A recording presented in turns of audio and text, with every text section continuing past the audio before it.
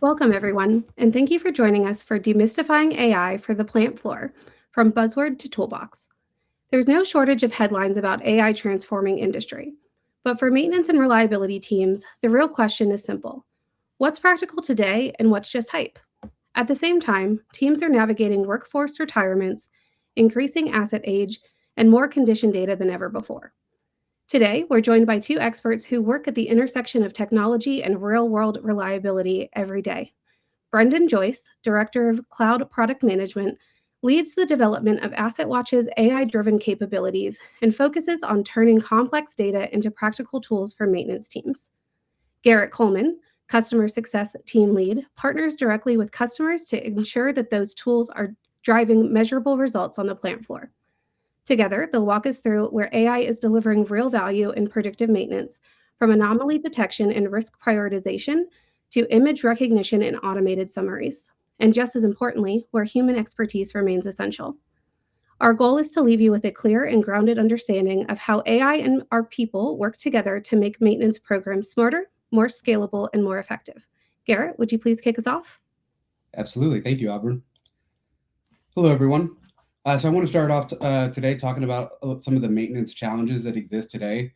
I don't think that anything on this slide is news to anyone in this room. There's fewer people, tighter budgets, assets are aging, and maintenance teams are being asked to do more with less resources. Well, equipment that you're responsible for is getting older and more complex. Unplanned downtime is still one of the biggest budget killers in manufacturing. From when you factor in things like overtime and having to make up that that lost production costs. Manual inspections, they're important, but they also don't scale. You can't ever be everywhere all at once. And then there's the skills gap. Tribal knowledge is walking out of the door as experienced technicians retire. And then finally, the data overload. We're collecting more data than ever, but data without context is just noise, and that's the reality that we're currently operating in. So, to put some numbers behind some of those challenges, I'm going to talk a little bit about some of those workforce pressures. So, what you see here is that nearly 70% of maintenance professionals are age 50 or older, and about 40% of the manufacturing workforce is expected to retire by 2030. So, within the next 4 years, we're talking about losing almost half of the manufacturing workforce. And not pictured on this slide, but coupled with that, in addition to these metrics, we also know that the average industrial equipment age is over 20 years. So we have older equipment and fewer experienced people, and that combination is why technology is becoming essential more and more, and not just optional.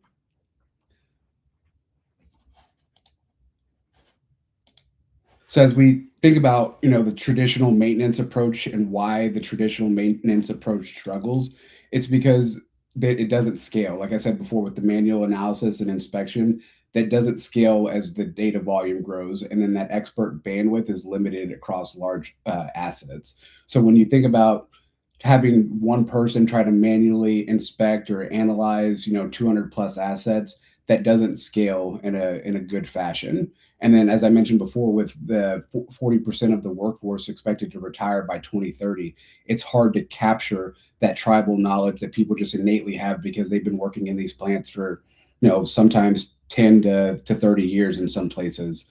And those critical issues get missed when that tribal knowledge isn't captured and then passed down to the next generation, or it ends up getting discovered too late where you could have prevented something and then it becomes a failure. So this is that gap that AI is trying to fill with the workforce shrinking and the pressures that are coming with maintenance currently.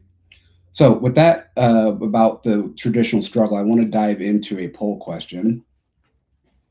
Do you know the difference between machine learning and AI? Yes, I've seen The Matrix. Maybe I use ChatGPT for work emails. No, I live behind a wall. How did I get here? Yes, I use AI, machine learning in day-to-day operations. And no, but I'm excited to learn more. So we'll leave this up for a minute or so, give you guys time to respond, and then we'll move into the next thing.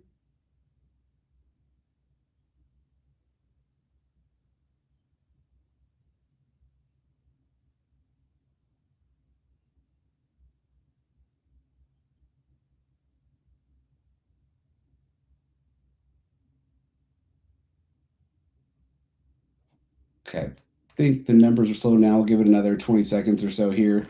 to get responses in, and then we'll move over to the explanation between machine learning and AI.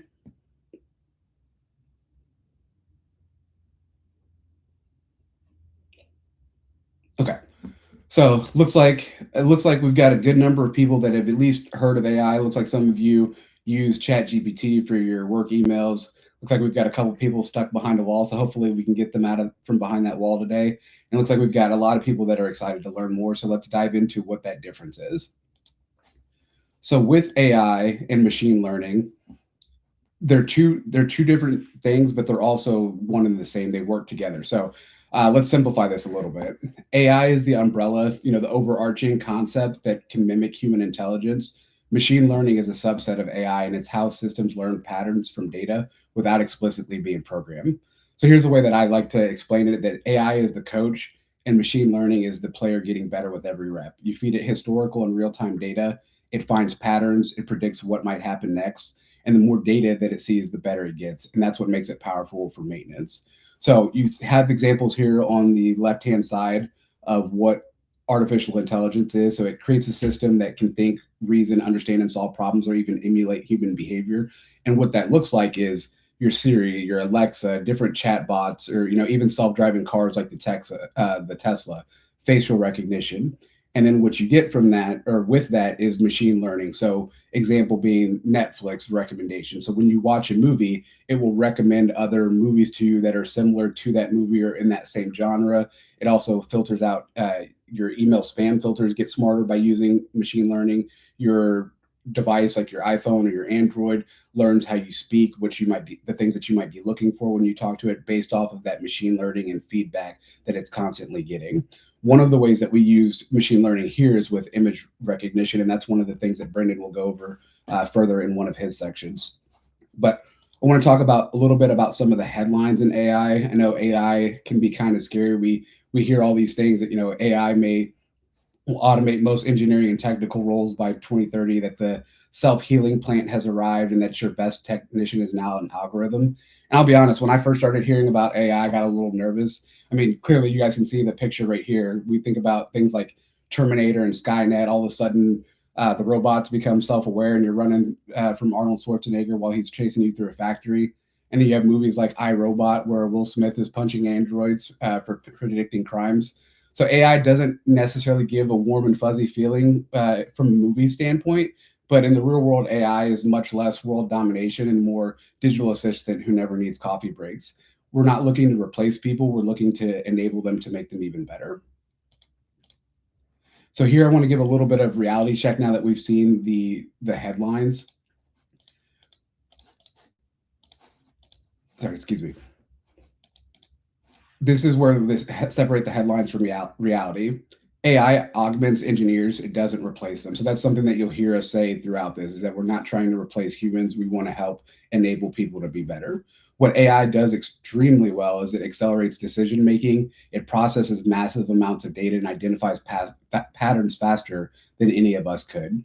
But it doesn't validate context. It doesn't understand production pressure. It doesn't understand or weigh trade-offs in the way that you do at the plant.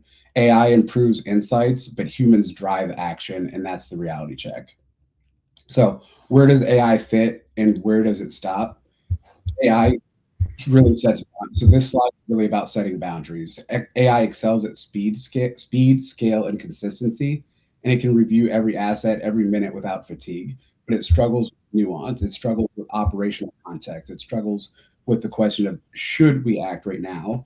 Maybe you don't need to act right now. Maybe it picks up something that's just a difference in the load in the machine, and that's how that machine is supposed to be operating. So it can highlight risk and flag it. And then we want to make sure that there's actually a human stepping in and deciding what the action is. That human judgment remains essential.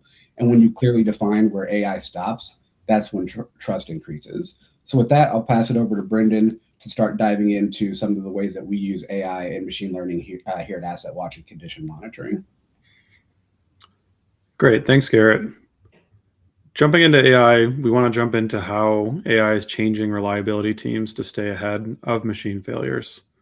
AI is uncovering trends, flagging anomalies, predicting failures before they can impact operations. This can really give your team the extra space to go from that reactive firefighting into proactive planning. making it so you're not chasing things anymore, but you're preventing them. Really thinking of AI as a digital extension of your reliability strategy, always monitoring, always learning, always ready to help alert you when something goes wrong. The real goal that we're going after is more uptime, fewer surprises, and a sharper focus as well. So we're going to jump into looking at what AI can deliver different maintenance teams today. We can be looking at things like anomaly detection across monitored assets, early indicators of developing faults, looking at prioritization as a risk-based element rather than just going one by one, as well as looking at automated summaries based on asset condition. So one of the strengths that we look at a lot with AssetWatch is AI strength in image recognition and data capture. We can use things like images and machine learning models to go and parse those images where it's harder for humans to kind of do that at scale. One of those ways is to turn visual information into usable data. And one of those mechanisms is optical character recognition. You may have heard this more commonly as OCR. OCR is not necessarily new, but it is something that's becoming more and more easy to do as we look at images as well. So things like reading nameplates and tags, and we'll go into that a little deeper. We're also able to identify assets from those images, recognizing the types, labeling them, reducing kind of that manual setup as well. And finally, looking at automated condition observations. Really, we're not trying to replace that human in the loop of looking at machines, but having it as a partner that you can bounce ideas off of, or maybe is looking to identify different things than you're thinking of. So first, we're going to jump into optical character recognition. And I know some of these texts can be a little bit small, but if we look at this, what we are able to do is upload a photo of something like a motor nameplate, and then detect all the text that's in that image using a machine learning model, drawing that little box that you can see around there. Then we can take and read all of that text and use a machine learning model to parse that, to give it context of what it should be looking for, and put that into a developer-friendly format. So we use that as a format to import into different tools. And this could be a great example of how using machine learning can reduce the amount of time that it takes to do something like this. We can look at thousands of photos and thousands of pictures and populate data across those. And can you imagine if you were going through and parsing all that information one by one? It's one of the great ways to look through that data very, very quickly without having to do that with a human in the loop. Another great example of this is kind of using it as a partner or co-pilot. So taking pictures of machines and being able to look at the information, you can kind of get another perspective on what you see. It's a great example of, even if you're talking to your best friend or your best colleague, even the two of you can see something in a little bit different light. So this is an example of where we kind of did an AI review with using a machine learning model to identify something, and then had a human review, and we can compare and contrast. So in this industrial blower or exhaust fan, we can see the casing is pretty badly rusted, especially around the inspection ports, the frame. There's holes that have kind of been completely eaten through. You can see on the motor, our AI tool identified, there's electric motor that has advanced rusting, potentially overheating, age-related damage. The cover is pretty badly corroded as well.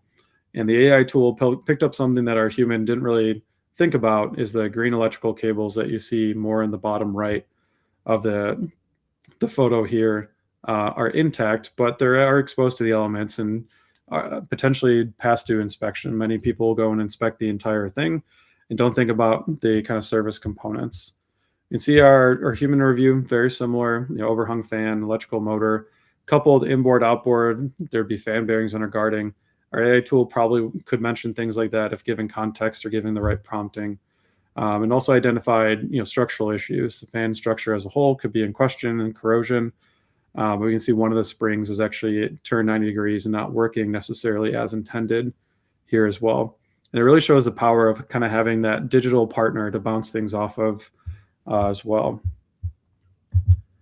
Another great strength of looking at AI is using it for data analysis and pattern recognition. This is one of those hot topics that you see where we have large volumes of condition data, typically time series data, where we can review vibration, temperature data, and other contextual information across all assets without interruption. Rather than having to look at each individual one manually, we can look at all that data together to identify subtle changes and trends, early deviations from normal behavior, developing issues that we see across the board. It can also help reduce false positives because it can learn how to filter out noise and one-off events, looking to focus on attention on those meaningful alerts. So let's jump into an example of where it was easy to identify something with AI. We can see in this example, in this mill system fan, that AI was able to easily detect a significant change in our vibration. We send that over to our condition monitoring engineer. If you're not familiar with CME, condition monitoring engineer, to validate. That vibration analyst can go and verify and help diagnose that fault. It's a great way to show and highlight, hey, this is something that's emerging and something that's happening very, very quickly as well. It's also a great backup to have in here because less than 24 hours later, we had another alert in here, and that could be in a myriad of things. That could mean that we didn't fix the original issue. It could mean that we caused another issue when we actually did our maintenance. And our CME was able to get those emails automatically along with our customer to say, hey, there's still an issue here. And they got those emails the first time, they got those emails the second time to follow up. And a great example of what that can look like inside of our solution is that we can see that as what we call an anomaly detected. This is a different variant based on the velocity overall trend, but having this land is really about focusing on that time horizon as well. So when we look at information like this, we need to understand the severity of the problem, the criticality of the machine, and being able to get these signals early on can help produce avoiding different failures that we see that could potentially happen. The last example that I want to go into is looking at text summarization. In the poll that Garrett had before, some of you were talking about being able to write emails. Another great example of this would be reading emails. Using a text summarization technique to summarize large volumes of condition monitoring data has a strong parallel to what you could be doing with your emails, you could be doing with documents as well. Really, we're trying to focus on highlighting what's changed, what's mattered, and reduce the amount of time reading something. So if you get added to that thread that has 50 emails inside of it, it's very easy to use a tool to be able to go through and read through, so you don't have to read line by line how many different replies are in there. We see that a lot with different tools like ours as well, because there's a lot of information that's in there. We can also help teams understand faster what's going on, and that's really important when we look into things like shifts. But let's jump into an example of what this looks like. The text summarization that we use is we call Catch Me Up. This really condenses recent activity on alerts into a short summary based on the facility. It can help surface key changes, risks, recommendations, and even resolutions that have been happening. It really provides a key starting point for decision-making and supporting faster handoffs between teams, and even across shifts. If you have a 12-hour shift, you can do a handover very easily, or if you do a 10-4 where people are shifting from day to day. I just want to highlight a little bit of what's in the screenshot here as a couple examples. First, Gearbox A. Jadev, one of our condition monitoring engineers, identified a potential issue on the gearbox on a certain date. He suggested inspection. Still, we're waiting on response from the facility. Great example of this is straight and to the point. There's probably a lot more detail in there, but if we're looking for the highlights, that hits the highlights there as well. If we jump down to motor D, another great example of this is looking at resolutions. So Jadev and Joe were able to identify bearing issues on a motor. It tells you the next action was lubrication, and the vibration levels have gone down to normal, and their resolution is at 10,000. To read all of the conversation that Jadev and Joe went through in that conversation could take you a decent amount of time. So it's a great example of being able to condense that down just to hit the highlights, just to understand better. Now we're going to jump into our next poll question. How is AI currently being used in your plant or maintenance program? We're actively using AI for predictive maintenance and asset monitoring. We use some AI-enabled tools, dashboards, analytics, alerts, but not fully predictive. We're exploring AI, but haven't implemented anything yet. We're not currently using AI in our maintenance operations. We're not sure what qualifies as AI in our environment. All of these questions are great answers. So we'll give it a couple of seconds here to see how it turns out.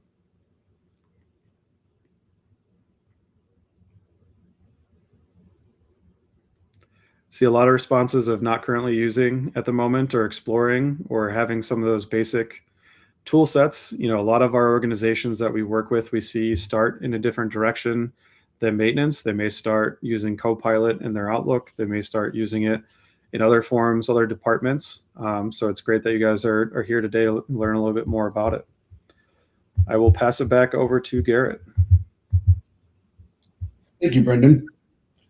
So again, AI is here to enhance, not replace your team. And I want to talk a little bit about some of the ways that I use AI. So I use, going back to the poll question earlier, we talked about people using ChatGPT for work emails. That's one way that I use it. I also, right now, I'm using it to help plan out a retreat for my team.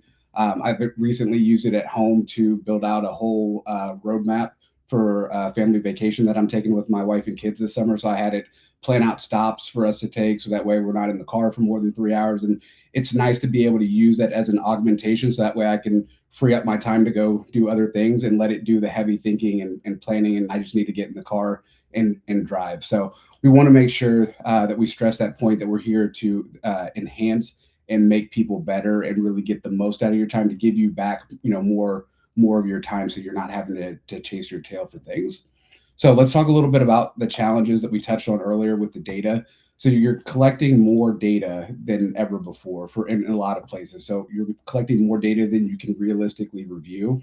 And what happens because of that is analysts are forced to sample instead of seeing everything. Think back to Brendan's example a few slides ago of that AI anomaly detection and how rapidly that spiked up. If you were relying on manual analysis and inspection, that's something that could easily get missed because you're not able to be everywhere all at once, and maybe your priorities were somewhere else that day. So those early warning signs are easy to overlook when you have so much data coming in and you're trying to manually analyze that. And then that prioritization becomes reactive. So maybe you're prioritizing your attention elsewhere when really it should be in the other spot because it's more of a critical issue, but you don't know that because you haven't had a chance to analyze it. So it's not because teams aren't capable, it's because their time and their bandwidth is limited. And so AI can scale teams by reviewing all that incoming condition data and then highlighting the highest risk assets. So going to that machine and says, hey, these amplitudes shouldn't be trending up this quickly. Let's take a look at that. And it reduces that time spent on manual review. So it gives you that time back that you could be spending manually reviewing something to actually go take care of the issue at hand, and directs experts to where they can add the most value. So what happens without human validation? There's false positives that drive unnecessary maintenance. So I'm sure that one thing that this room is familiar with is the term infant mortality as it relates to assets. So sometimes you may be doing something because it's a PM and you're doing it because it's time-based instead of data-based.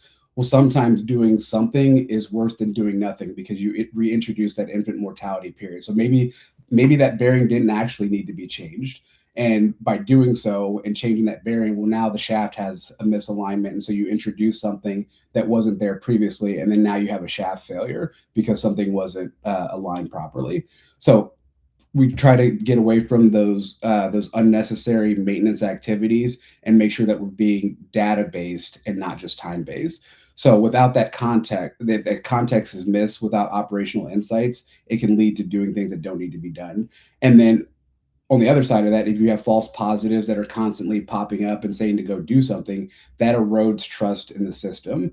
And systems like that eventually become the boy who cried wolf, where teams are being sent on goose chases saying, hey, here's a problem. They go check it out. There's no problem. And then what happens there is that teams begin to ignore those warning signs. They stop trusting the system. They say, oh, it's nothing.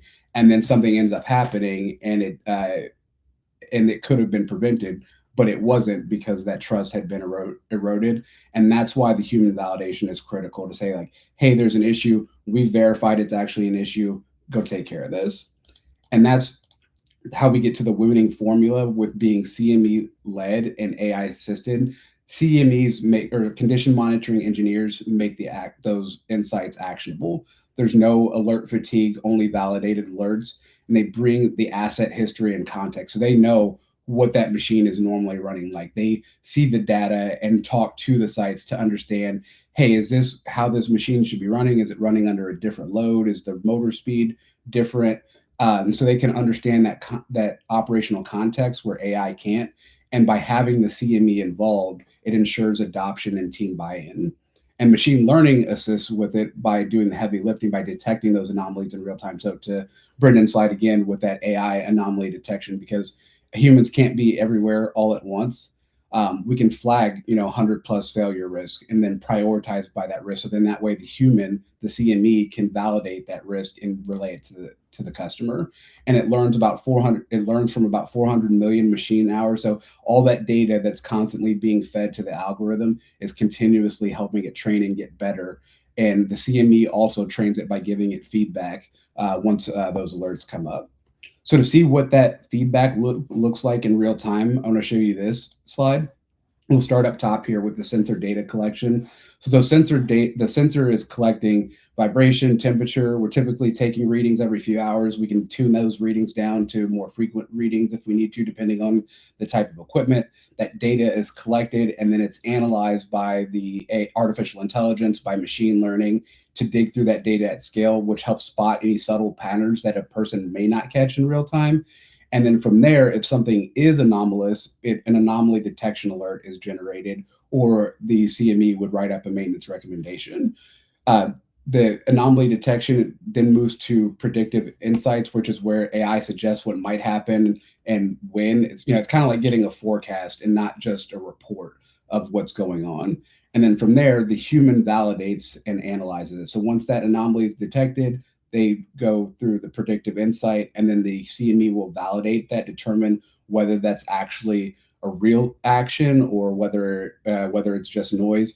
And then the important part of this is this circle actually gets split into two places. So the feedback goes to the AI model, which I'll touch on more here in a minute, but then that maintenance recommendation is created. So that's what tells the team, like, hey, we need to go take action on this. We need to go clean this fan. We need to go align this shaft. And then what that leads to is failure prevented, not guessed, not reacted to, but actually prevented, because people and technology work together in a continuous loop. We're not doing automation for the sake of automation, but we're doing automation with people at the center. And then to go back to the center here is how do we make these models better? That feedback loop helps continuously train the models for better outcomes. This continuous loop of data, analysis, and human feedback ensure that the system not only improves over time, but also aligns with the practical realities of the facility's operations. And with that, I will pass it back over to Brendan to give you some examples of where we have human in the loop. Great. Thanks so much, Garrett. We're going to jump into a few examples of human in the loop and why better together is really the important thing to think about. In this example, we're seeing a picture that's showing our AI tool identified a rolling element bearing defect. If you look really closely at this, we'll see the rolling element bearing 99% as a match here. But here's the thing, and when you dig into the actual vibration data, especially if you know what you're looking for as a vibration analyst, you can notice that it's not necessarily a mechanical issue at all. If you look closely, you'll see the 120 hertz sidebands around the rotor bar passing frequency, which is a classic sign of electrical vibration and not necessarily a bearing issue.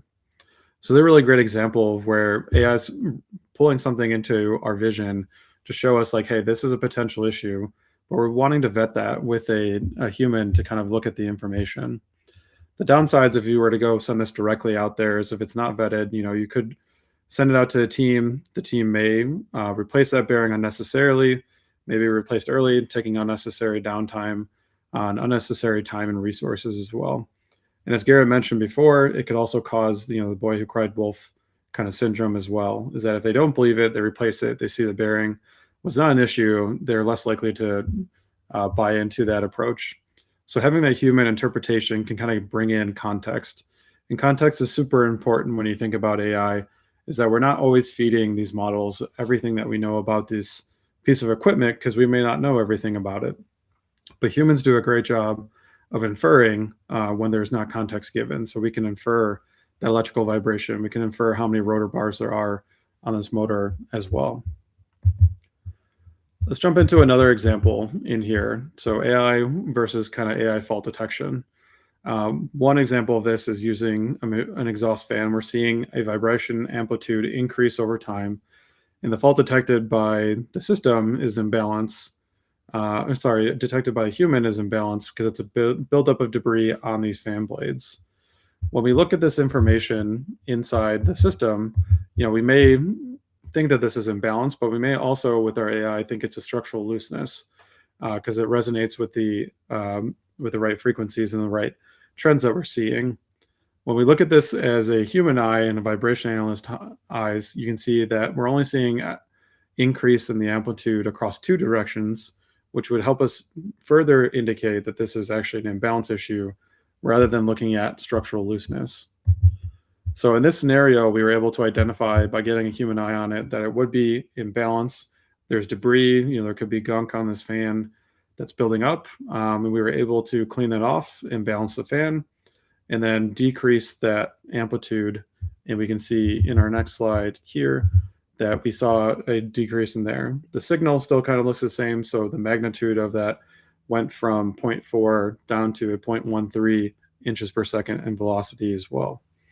So great example of being able to look at looking at issues across AI with a CME.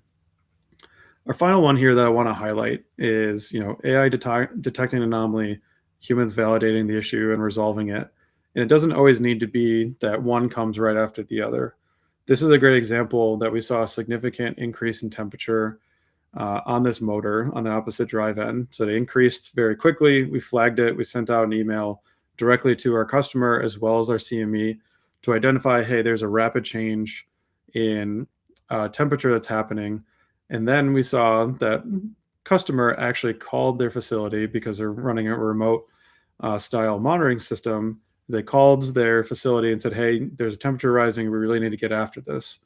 This is a great example where our customer can start taking action because there's an inherent risk and it's rapidly occurring. And remember, we talked about that time horizon is important. And then our CME came in and also confirmed that this is an issue and let them know, like, hey, you guys are taking the right action. There's a really big focus in some of these scenarios where, since we can't have human eyes across the entire ecosystem at all times, looking at all data, that sometimes it's more important to send signals out based on impending failure and then have a CME or a human kind of look at it. And we were able to avoid, in this scenario, kind of catastrophic failure. We were able to inspect, found out that there was a cooling fan that had broken, and we were able to repair that very, very quickly. The temperature returned to normal levels. So we're going to jump into our last poll question here. After today's session, what is your next step? Your next step regarding AI in your maintenance program. A, evaluate where AI could add value to your current predictive maintenance program strategy. Audit your data, sensors, and monitoring readiness. Start a pilot program on critical asset or production line. Build a business case for leadership. Partner with an external expert to accelerate implementation, or no immediate plans.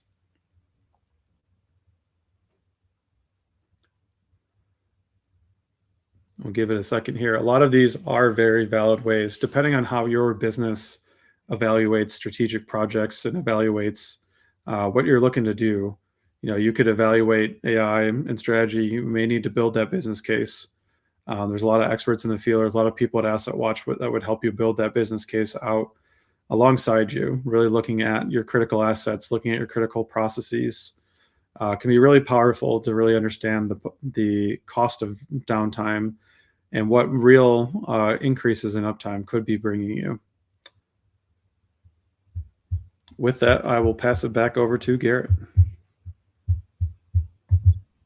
Thanks, Brendan. So now we'll talk about embracing the future of maintenance with AI and what that means for the future of reliability.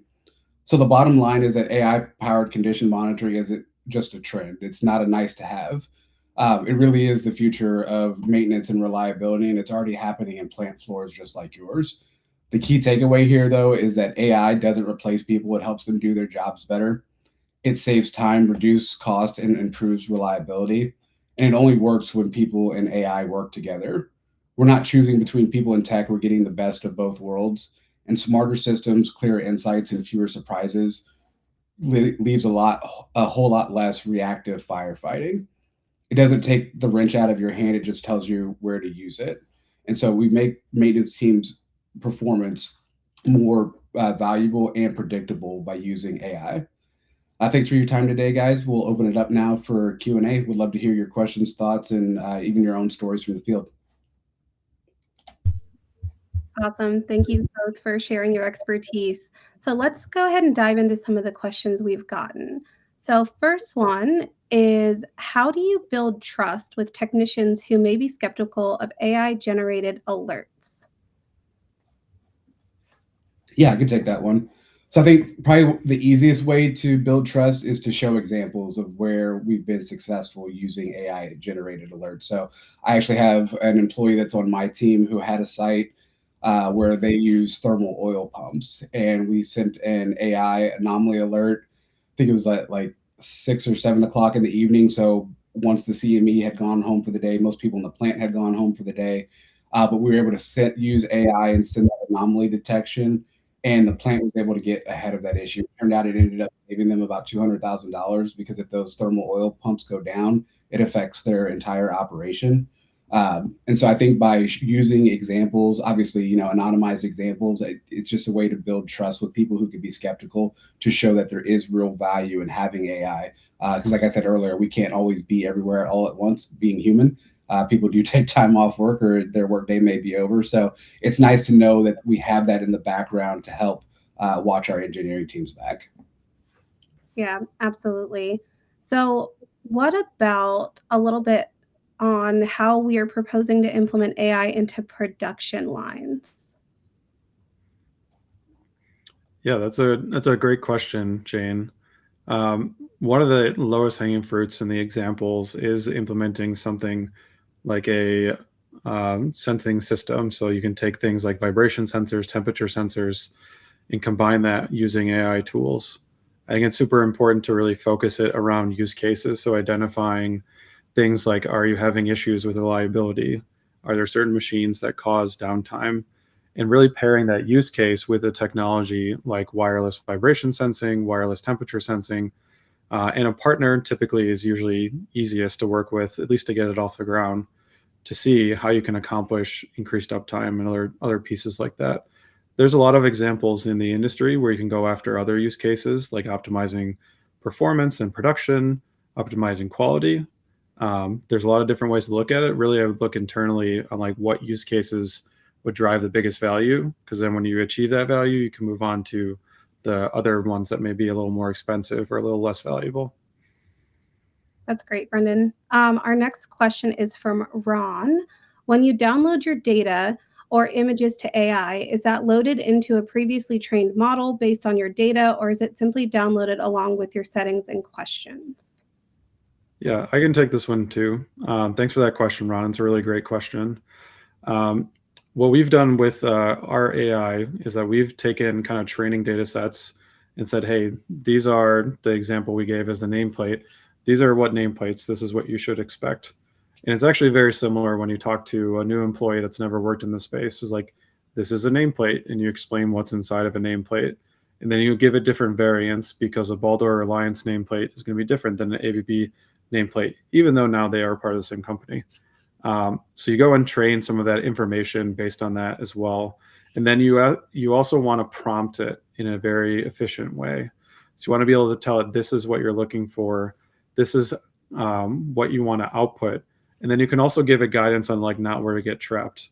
And I think a lot of how I think about prompting things like LLMs is it is kind of very human-like, is you kind of think about how you would train a human to do this as well, is that you would go into and say, here's what you're looking for.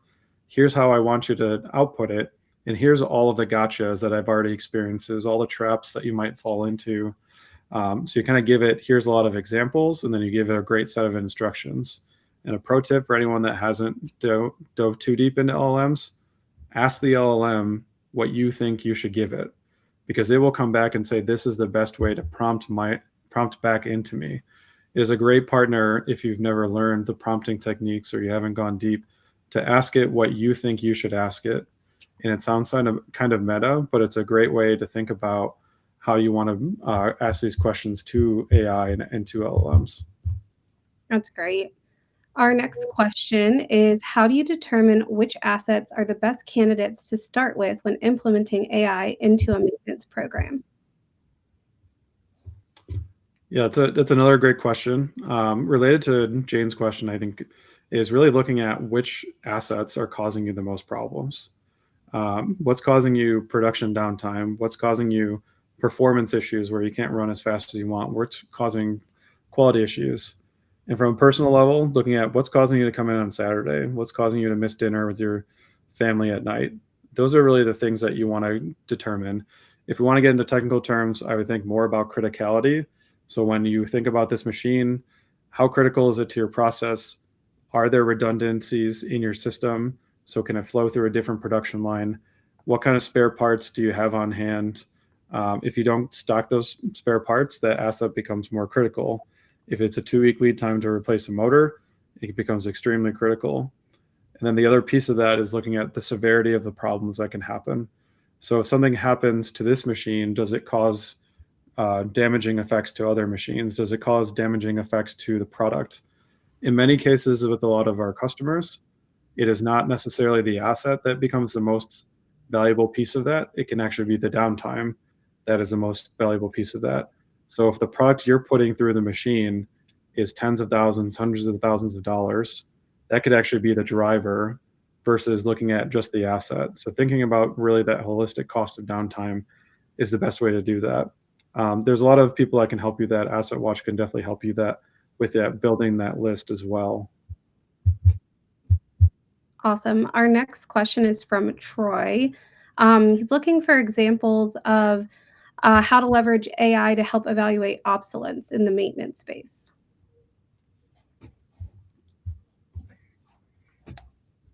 Yeah, that is a great question. That's something I would love to talk to my condition monitoring engineering team on a little bit more, and we can probably follow up. My gut reaction to that is really understanding the state that you're at with a lot of these machines. Whenever I go on sites, people tell me that some of these assets have been installed longer than I've been alive, and I think that's some of the coolest things that we can think about. Is like we've built these machines that are outliving people that are been out there for 40, 50 years. I think the important part is evaluating how important some of those are to your process and understanding what is the opposite of obsolescence in there. Like, can we maintain them a little bit longer as well? But honestly, I'd like to go a little bit deeper so we could follow up with you, Troy. Yeah, absolutely. Our next question is about electrical motors. How can I use AI to determine if an electrical motor is operating at best performance? I think that probably starts with establishing a good baseline. So, whether that's using vibration or electrical current analysis, is establishing that vibration of what the actual is versus what the expected is for that particular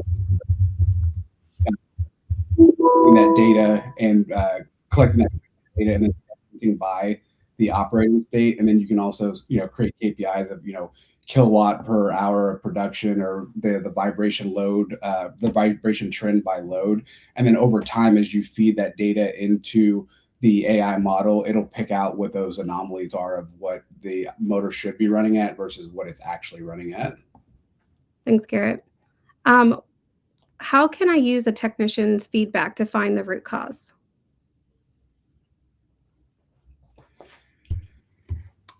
Yeah, I think that's a great question, Hans. And that's why we're such a strong advocate to having human in the loop with AI in general. I think it's super important to identify with your technicians what areas they need to investigate, and then bring that back to the AI and even use techniques where you're doing root cause analysis alongside that. Some of the data that you'll see in the solution can kind of change based on the feedback. It can also change based on the actions that the technician is taking. A lot of the vibration analysis concepts orient around taking easy actions, so you don't have to you have to interrupt production, and kind of seeing how that root cause gets fleshed out. So the technician's feedback, I think, is very valuable because there's decades of information across all of your maintenance teams. And then marrying that with visualization and using AI to bring in the information to say, hey, not only do you have access now to the touch and the feel, sometimes the smell, the noise of a machine, but also pairing with the internals about the vibration that's happening, the electrical current, the oil analysis inside. Those are some of the things that can be hard to unpack sometimes without seeing the visual. And AI can really bring that all to the forefront very easily. Yeah, that's great. So, what type of data is absolutely necessary for AI to deliver meaningful predictive insights? Yeah, I think that's a great question, Chloe. One of the big things that I think is very, very powerful is getting kind of the physics data on that machine. So looking at the vibration, looking at the temperature across the machine, but also understanding the context of that machine. What is that machine supposed to be doing? What is that? Who made that machine? What kind of information do we have on it? The types of things that it's connected to. The reason why we do a lot of pictures and we do a lot of processing is to understand how it fits into the larger picture of a production line. Largely, a lot of these assets are not standing by themselves off in a corner doing their own thing. They're part of a bigger ecosystem of everything that's in there. So really, I think a lot of the data that you want to have is the metadata on the machine, on what it's doing, and then also investing in things like the physics-based data, so vibration, temperature, looking at the current draw that we could have in there, looking at the oil analysis can really bring a lot of insight as well. So having just more and more, the big thing to understand is like you can't invest in everything all at once. So I would suggest stacking your wins to pay for your next investment. Get that win with something that's manageable, that's proven, that's very easy to use, and then use that as a business case to move on to the next thing. Yeah, absolutely. So, can you touch a little bit on what is the data collected system that we have available or what we use for that?